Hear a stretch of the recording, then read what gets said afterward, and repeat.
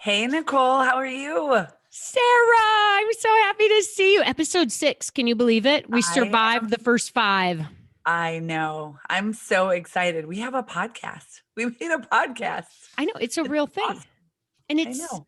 it's the coolest. And we already have a ton of reviews. And that's one thing we I wanted know. to ask. If you are We listening to did. this and loving it, Please leave us a review. Tell us what you think. We prefer 5 stars if at all possible.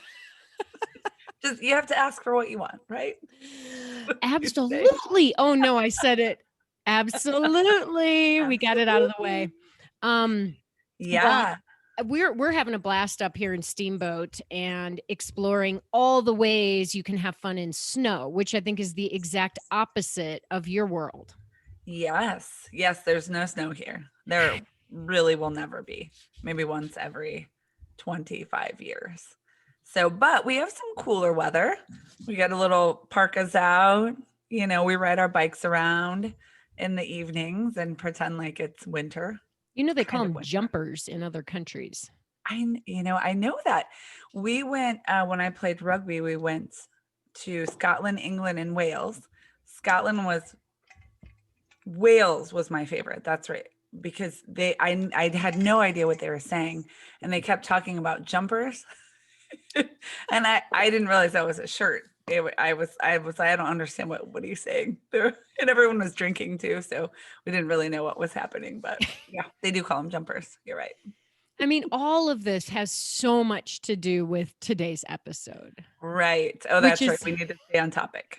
On which is topic. called honor thy recovery. What is wrong with me? Recovery. Recovery. Recovery. Honor Yeah. thy recovery. And when we say recovery, that does not necessarily mean recovery from, Drinking, my drinking. alcohol issues.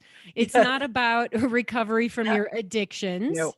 Nope. This is talking about taking some time to recover from your workouts, from your runs. And I am really excited because we have a very special guest who's joining us today to talk about recovery. She is a recovery expert. And it's funny when we were chatting about recovery in one of our team calls.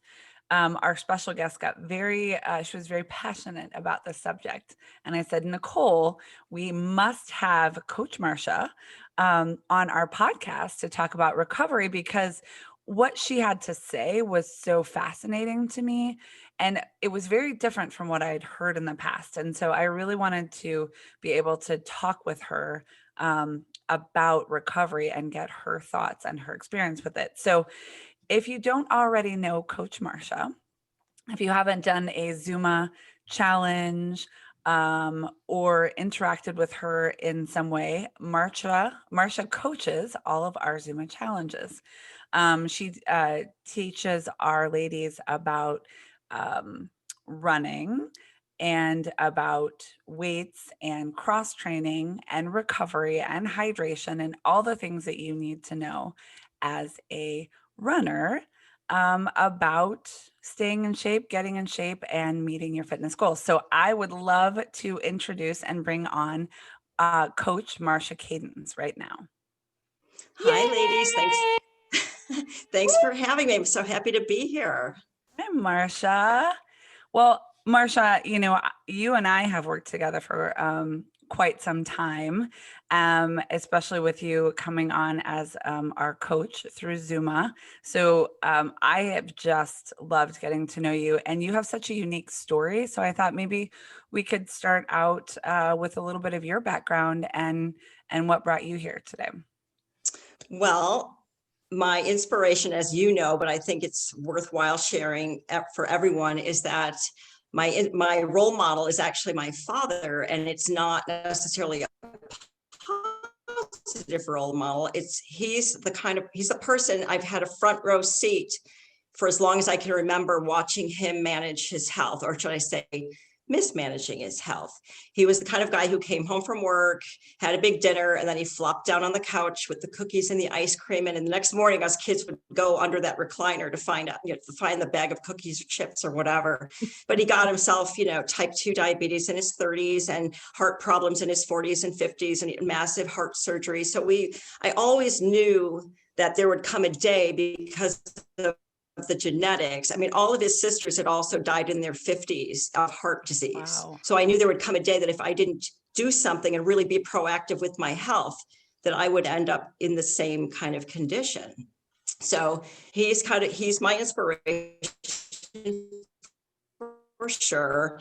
And I was an active enough school. I was too good for track because I was doing dance and figure skating. I did not. And I never really ran again until my 30s. I was going to the gym and doing strength training, going to step class, but I felt like I wanted to lose some weight. So I started running 5 and 10K for weight loss purposes. And that began on the treadmill in the gym. And it was brutal because we all know how boring a treadmill can be unless you really get your head in the right space. So that's what I did. I would throw a towel over the whole treadmill monitor so I would not see how slowly I was going. And I just, you just kind of bear down and struggle until you get it. And I think it was fine. I was running 5 and 10K for a long time. And I think it was 2007 where I finally said, I'm going to try, because I always wondered, what would it be like if I ran a marathon? I didn't want to die thinking I wish I would have known, so I figured I'm going to do a marathon this year. And I also trained for a half. So I ran my first half and full marathons in 2007. Sadly, that 2007 Chicago Marathon was the one that was 1 billion degrees, and it was canceled while I was at mile 22 of the race. Oh, so yeah, that's heartbreaking. Yeah. So it's like board the cooling buses and, but any runner knows you don't come 22 miles to quit and board a cooling bus. So I did finish, but I was swearing across that finish line. And first thing I said to my husband was, I am never doing another one. But of course I gave it about, 3 days, and I was already looking for another race. Yeah. So then the following year, I was looked for something that had no risk of being hot, because you just have post-traumatic stress about that heat after what I'd gone through. So I ran a marathon in Grand Rapids, Michigan, and I ran a BQ. Oh, wow. So when you qualify for Boston, you've got to run Boston. And it was I just slipped into a vortex where it's like you qualify for Boston, you run Boston. And then I qualified 2 more times, and 14 marathons later, here I am. And in 2019, I finished the 6 world marathon majors. Yeah. So it was that was one of those goals where I just thought I was really shooting my mouth off, and I never really made efforts to chip those away. But then I kind of said, Marcia, you should really, if you said you're going to do it, you better get on that. So you know how hard some of those races are to get in. So I was so lucky. I swear the universe really smiled at me in 2019, because I had what they call the sparkly unicorn entry. I got in through the lottery to London, which is pretty much unheard of. And that's where I finished my 6th and final. So that's kind of that's definitely how I became a runner. And my passion is training women who are 40 plus, because we're a very unique group. And I've come to understand as I've aged myself that we have special needs. And one of those that is probably maybe among the most important is recovery. Yes. That was a great segue, Marcia. It was, but you brought it home. You guys, I have to go back to something, which was this concept of give it 3 days. You finish a race and you're like, I'm never doing that again. It was so painful. It's horrible. And then 3 days later, give it 3 days. The person with you just has to roll their eyes and be like, give it 3 days. I know it's madness, but there I was like on whatever that website is where you just shop in marathons. I was like, well, when can I be ready for another one without hurting myself? It's sheer insanity. That's what the entire industry is built on. I mean, as someone who's worked in the industry, I'm like, well, well, yeah, that's how we get you. We get you right back. Sign up again, Well, and True. I don't know if you guys know, because I was never a runner. I played sports, and running was our punishment. And so I decided when I started working at Disney that I would run a race to figure out, like, why are all of these people purposely signing up and paying money to run 13 miles? And then I finished and I was like, oh man, I could have done better. And then I got it. Like immediately I was like, oh, it's like self-competition in the most amazing way. And it's painful and you're cursing throughout the whole time, but then you cross that finish line and it's really cool. Well, and that's what Zuma is built on, really, is us helping so many women across the finish line. And Skirt Sports has done the same, as well as, making women look good and feel comfortable and be happy and Yeah. all of those things. And I think, Marcia, what we've seen in Zuma, and part of how we've adapted our challenges over time, is so many women are getting injured, myself included. I actually haven't run seriously since I had my kids, because I have injury after injury after injury, because I actually don't even, I'm very excited about today because I don't really know what recovery is, and I'm certainly not good at it. Yes. So, Marcia, I think like what Sarah's getting to, and something you just said when you were, sharing a little more about this experience, was the difference between the average person who doesn't know what they're doing and the person who's going to walk away from this episode enlightened. You said, what marathon can I be ready for next without getting injured? Yes. Without hurting myself. And I think that's Yes. why we're here today. It's just what Sarah Yes. also said. This is all Yeah. about Yeah. being able to run or stay fit or do your fitness routine in your life for the long term without hurting yourself, right? Yeah. Exactly. So maybe we should just start with this whole concept of what is recovery. So we all know, any of us who's ever hit the pavement, we know how difficult running is. Of course, it gets easier the more you do it and the more consistent you are. But every time you run, you put your body through so much. It's high impact. It's heavy cardio. It really changes your body and your mind. But you need, what I see is, especially women, well, maybe men too, but I pay attention to women, but we just come out of the gate so fast. We have so much enthusiasm. We tend to do too much too soon, and we are burnt out and or injured. So recovery is that beautiful thing of cutting back. And there are 3 facets of recovery. One is the 30 minutes after you've run. That's your first window of time that you need to address recovery. And I'm guilty as charged. I've blown this off way too many times. And then I feel how tight I've gotten. So that 30-minute window of time, it's so important to hydrate. And I mean something with electrolytes, because running, even if it's 0 degrees out, you're going to be sweating and you're going to be losing liquids, electrolytes, minerals, all that stuff. So it's important to hydrate. You maybe you can't get your meal together, but a little snack, just something to stop the cortisol, because you have a stress hormone when you do a stressful activity like running is. Mhm. And a little stretch and foam roll. Those, your foam roller is your BFF. You've got to foam roll. My IT bands were so unhappy until I made close friends with that foam roller, and it has been life-changing. So that's that 30-minute window of time. If you can do those things, not just walk in and start cooking the kids breakfast, it makes it so easy to just finish the run and blow off yourself. I'm notorious for it, but So, there's that. Marcia, and this is interesting because really what you're describing is sort of an active recovery, right? I guess I always think recovery is don't do anything. Obviously. Oh, right. No, that's not recovery. but like you may stretch down a little bit or whatever, but you're saying you need to make sure you hydrate, eat something, and then stretch and foam roll Yeah. within the 30-minute window after you are Mhm. finished. Mhm. And this can be a run or a workout, whatever kind of, you're saying anytime you put like some stress on your body Yes. in a major way, you need to do this recovery.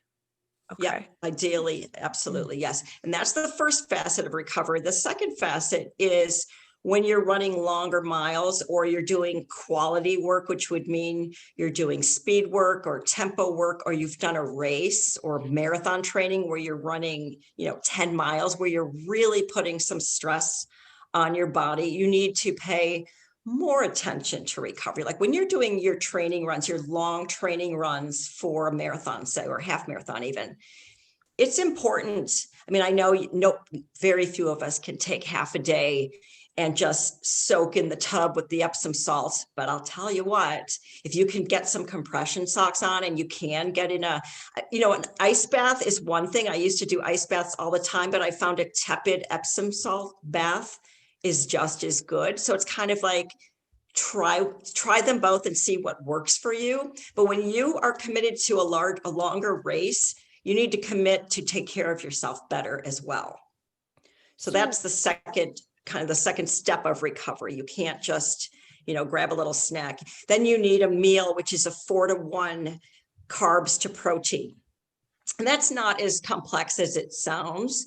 It's a simple turkey sandwich. It's a protein smoothie. It is eggs and veggies. Those will give you that carb to protein ratio that you need for recovery. So that's something too that you definitely need to have after you're doing a long training run. Can I ask a question? When you said like, get some compression socks on or get in the ice bath or Epsom salts, this doesn't include nutrition yet, but why is that? Are you flushing out toxins? Are you stopping your stress response quicker? Or what is that doing? What I find is it helps the blood flow because your blood will all start going down to the muscles. Because when you're running, you're tearing down your muscles. And when you tear down the muscles, you get you get inflammation. So blood floods to those places to start repairing that. And that's inflammation, but that's what causes muscle soreness. So if you can put the compression socks on, actually what I do is grab a little something to eat, get in the tub. I even do this magnesium rub. Ooh. But it's directly because I'll put magnesium flakes. It's the same thing that's found in Epsom salts. It's the mineral that soothes the body and the muscles. So it helps stop that inflammatory response so you won't get horrible muscle soreness after.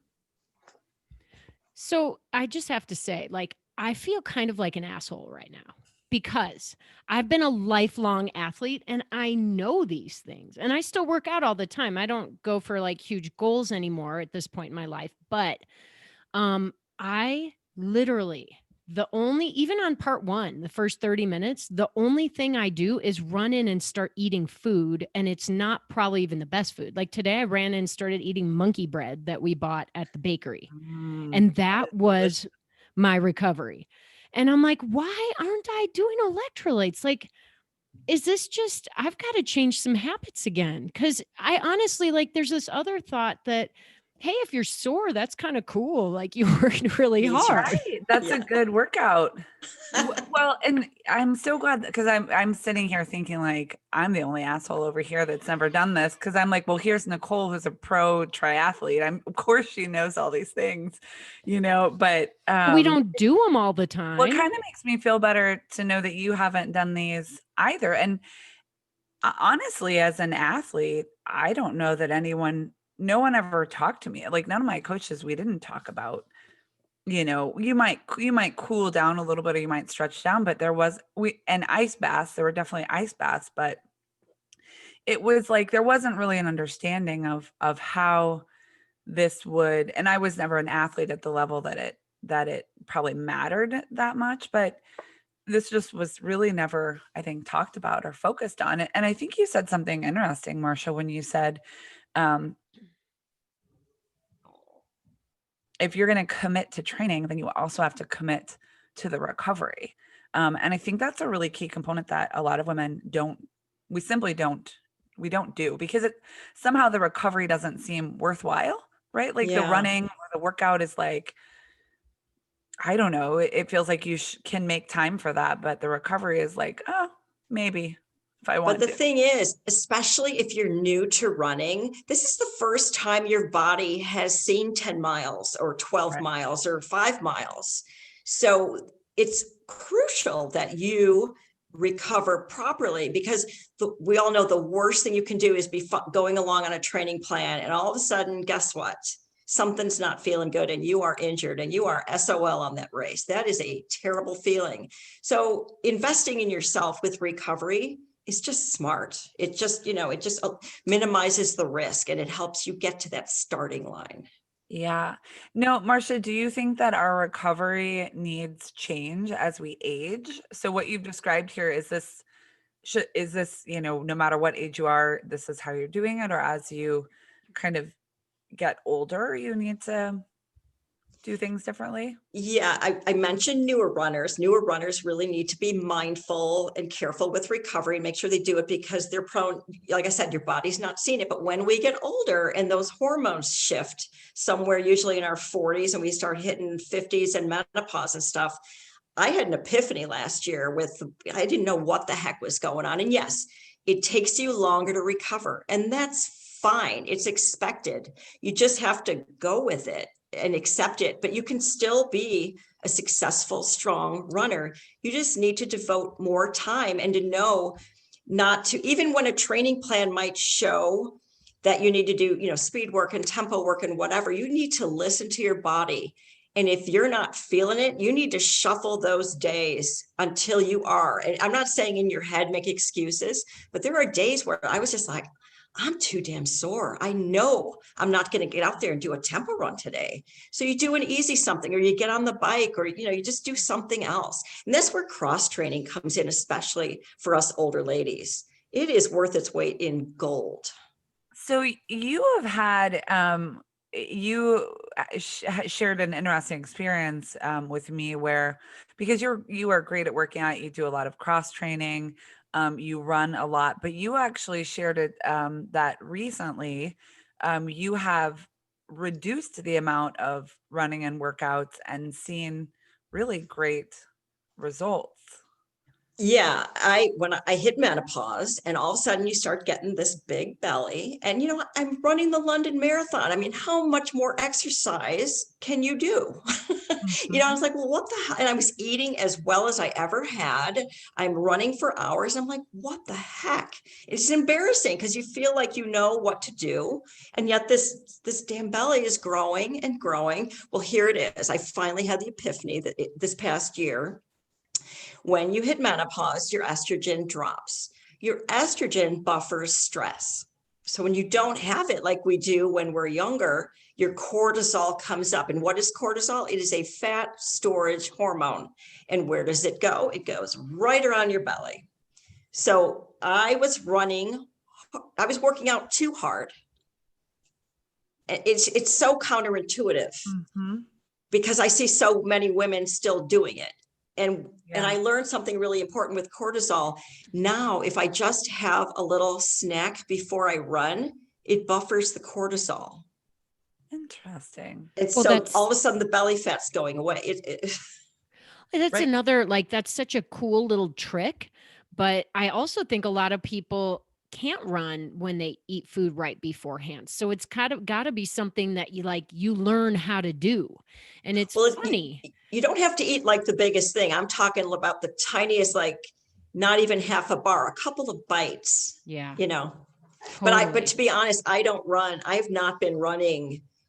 I think the most I run is 5 or 6 miles now, where it used to be, 10, 12, 18, 20. I just haven't done that since. Marcia, there's also this sort of technique that coaches have started to use over the years, because the generation of 50, 60, 70-year-olds is really the first generation that's been working out at the volume and intensity that we did in our younger years. And so it's pretty interesting, because everybody is a living experiment right now. But Mhm. that, say you go off of training by a 1 week training period, right? And as you get older, say 1 decade later, 2 decades later, that training needs to be spread out through like 10 days, not a week, Right. or Mhm. 14 days. So you're literally doing the same amount of training, but you're doing it in more days. So it feels like you're not doing as much. And I think there's a mental piece of this as well. So how Yeah. can we know when the time is to like back off a little bit on, like you said, the overtraining and really Yeah. honor ourselves, which is the title of this episode?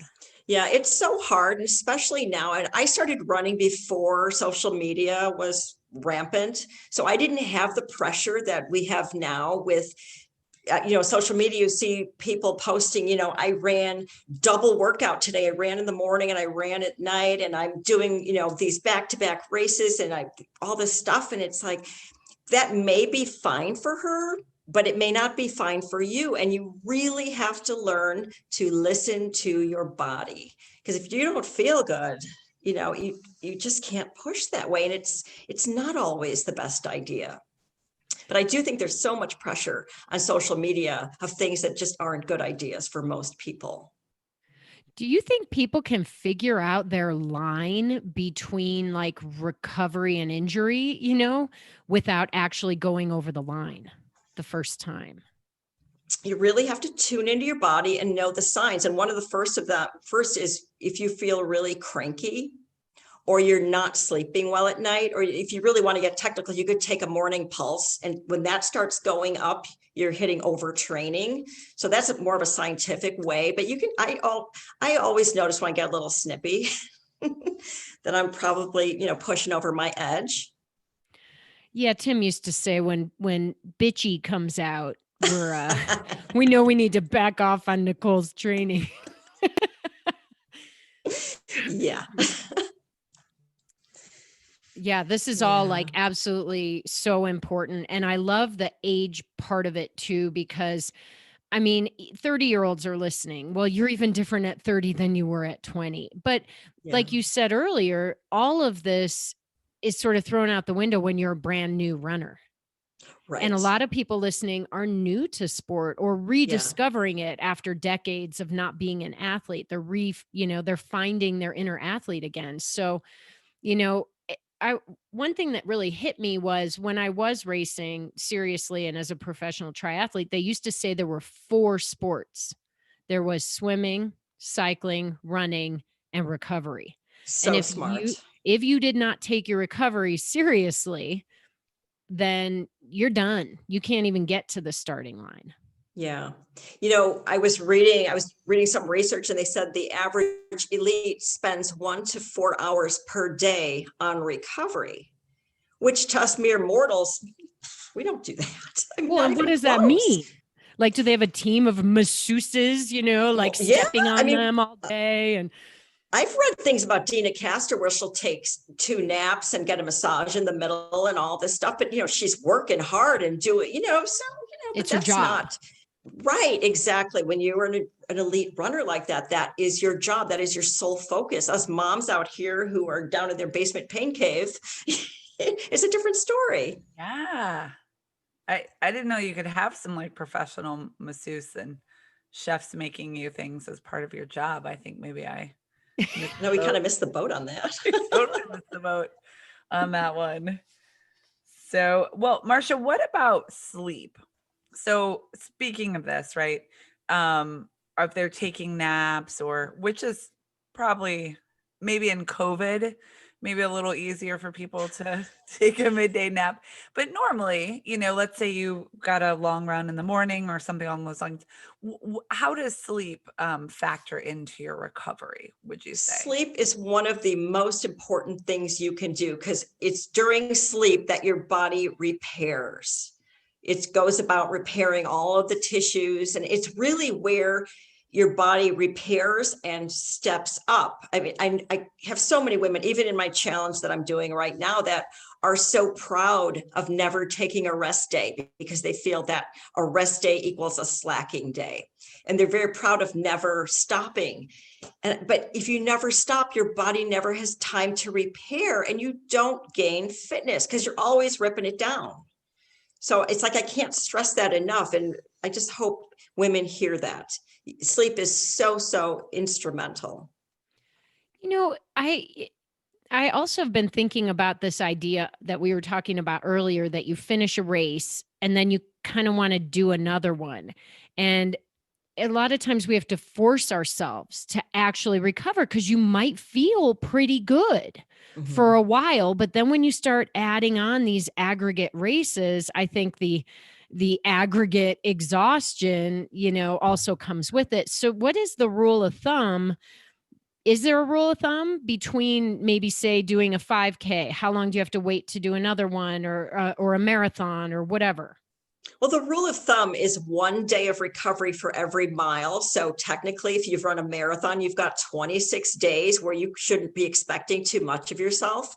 Now, I've broken that one. I mean, we probably all have, but that is the rule of thumb. But for everybody, it's just individual. We all do our best at different mileage thresholds. I'm a low mileage runner. I always was. I like short and intense. I love intensity. I love things that build muscle. I love cross training. But there's some people who do great on long, slow distance and lots of it. So it's just really specific to the individual. Okay. So I'm wondering, for those women out there listening who sort of like to be active all the time, um, and as we're talking, and I'm learning so much, and what recovery you're saying is not necessarily just sitting around doing nothing, but you can really be more active recovery. Does something like yoga count? Like, can yoga or like a low impact sort of body movement stretch count as a recovery? It could. It could. I would advise to be careful with yoga. I've noticed after half marathons or longer, if I show up at yoga the next day, I can't even balance. I'm just like, whoa. But yes, very gentle yoga. Maybe don't go to a class with other people. Right. So what would be like cross training activities that would be sort of would apply towards the recovery rule? Well, I love a walk, a nice, easy walk. Like even with my run streakers, I say it's always good to walk. If you're hurting and you've run more than you ever have, take a walk day. There is no shame in taking a walk. Or if you've got a bike, just a nice, easy flush on the bike, easy. And if you can get in the water, oh my goodness, there's just so many good things for your joints, because running just pounds the crap out of them. So just go for low impact. Low You're impact. saying something like a nice leisurely bike ride, a walk, even a nice swim can qualify as recovery. Is For that sure. Yes. okay? That which I think is an interesting thing to note, especially if you like moving. That doesn't mean you have to stop moving and do nothing, but um Well, just go yeah, ahead, and Nicole. on that note, like, I think one of the things that happens is we finish a race, we get a high. Our endorphins are just going crazy and we're loving it and we want that feeling to continue. And if we have to dead stop and do nothing, I mean, I would say are definitely at higher risk of like heading down a little depression chute. And so if you Mhm. can keep moving through walking or whatever's accessible to you that doesn't have a lot of impact on your joints, it's not going to make you sore. Maybe Right. that's one of the rules of thumb. The Yeah. activities that won't make you sore. I mean, there's a reason all the old ladies in their funny little swim caps are swimming when they're 80 years old, because it's a recovery tool.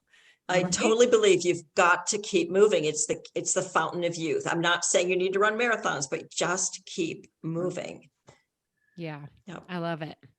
So, Marcia, you are super passionate about this. I mean, we talked a little bit. We gave some practical tips about like when you come in from a workout, here's what you do, part 1, part 2. Did we miss anything? I feel like we moved on from that really quickly. Like, is there a part 3 and a part 4 and a part 5? Well, the third and final part that I want to mention is that when you are choosing a training plan, you should look at the weeks and make sure every third or fourth week is a cutback week, because a training plan should be designed so that you build, and then ease back and let your body kind of digest and let the magic happen, because that's how you just can't keep tearing down. When I started running, I didn't know that. And I would get on the treadmill and do 1 mile. And then the next week was 2. And then I got up to 5 miles. Every run was 5 miles. Every run was 6. Every run was 7. And I didn't know that I should back it off and let my body just kind of absorb and step up to that new level of fitness. So that's the a good element of a good training plan. Look for that cutback week before you build further.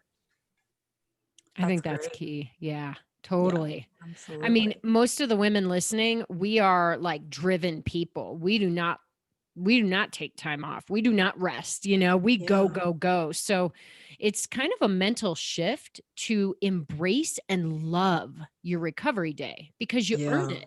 A lot of people maybe don't look at it as a reward, but it is a reward.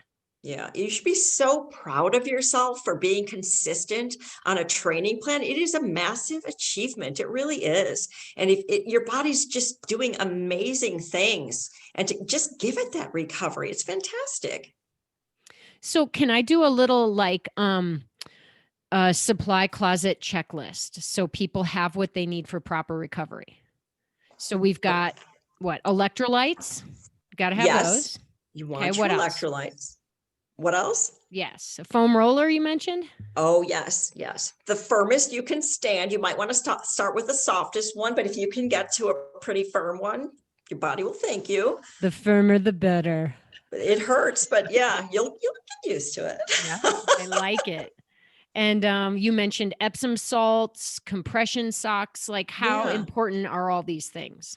Yeah, I mean, compression, some people love running in compression. I save my compression for half marathon training or marathon training. I don't necessarily like it. Even if you do nothing else, just come in from a run and shimmy up to the wall and put your legs up the wall and just lay there and breathe. It's fabulous. And just feel the blood just come out of your feet.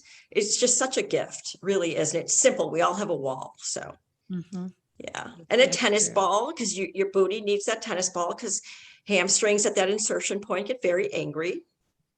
So you wiggle around on a ball. Yeah, just kind of circle around on the ball. Love it. I'm trying to think of what else. I mean, a mat or carpet, we all have that. That's nothing special. I'm trying to think of what else. Like if you were to have a little ring of service providers that you might call on, we talked about massage. I mean, how important do you think it is for people to have massage or acupuncture or, all the things that you could do? I wish I really should go get a massage, but I've got this sports chiropractor who is like, I call him Dr. Miracle, because I've brought any injury I've ever had, any tightness, any issue goes right to him. And he is phenomenal. I feel like it takes a village, truly. And he is just like instrumental on my team of keeping me. I think I met him at a 5K. Actually, he had a little tent at the post-race party, and he's been my chiropractor ever since, because he's one of the few medical providers who didn't tell me I needed to stop running. A lot of times I go in for whatever, and they're like x-raying my hips, like, you need to stop running.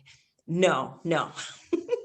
Marcia, it's so funny that you say that, because I have a woman who is a sport chiropractor as well, and I have been having what I thought was a lot of back pain, and it's been going on for a while. And I went to see her, and she was able to adjust me and said, kind of my everything was very tight, but then she told me to foam roll.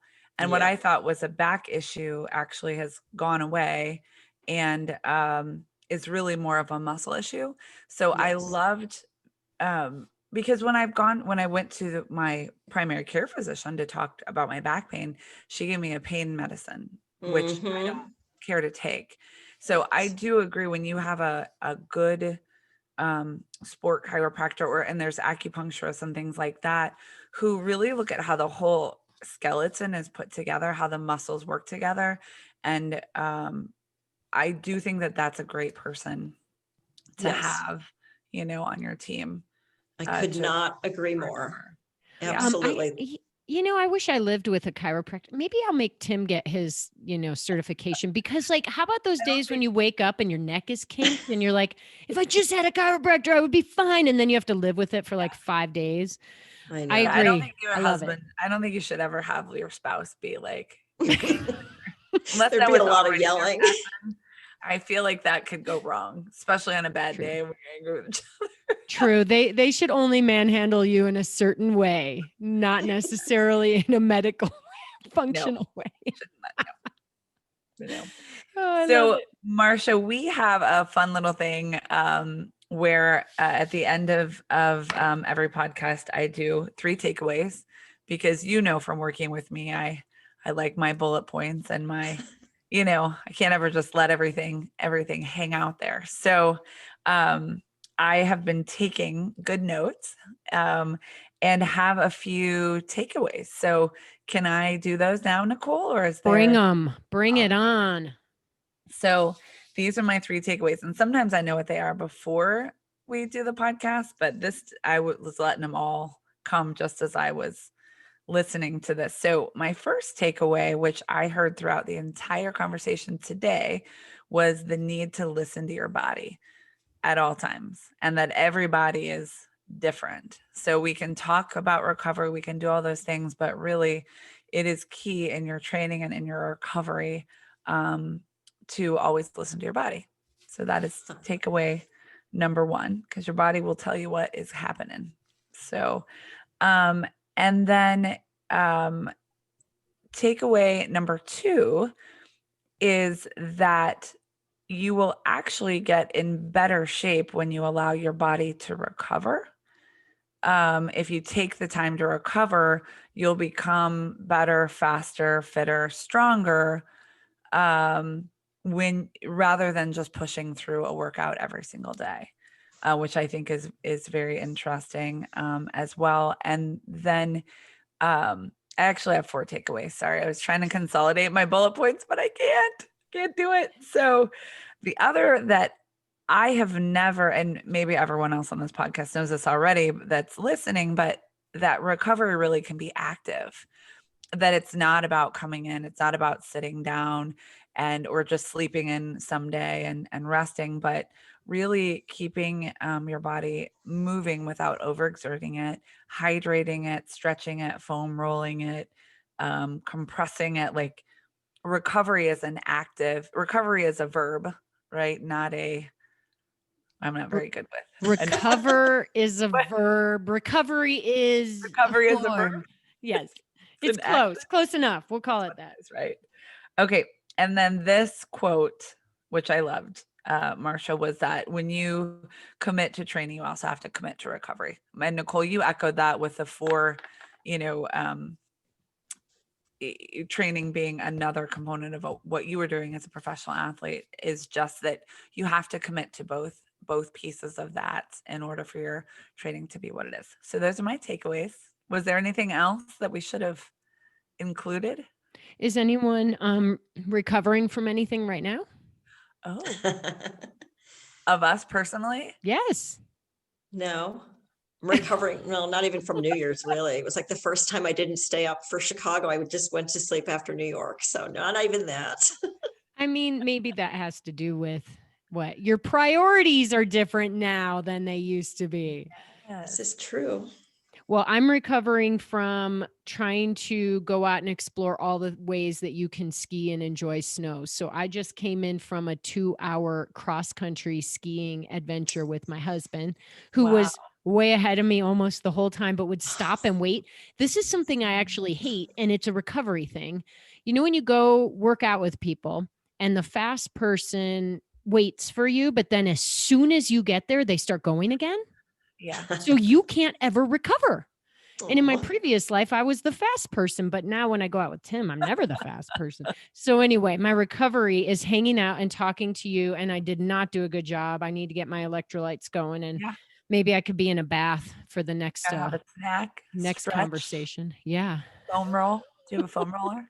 Thank you. We have like 6. My notes. Yes. No. Done. Those things. Marcia, you're amazing. You are just so awesome. I love your passion. I just can see why you're committed to helping other people improve their lives. Thank you so much for sharing with us today. Oh, it was my Yeah. pleasure. I loved being here.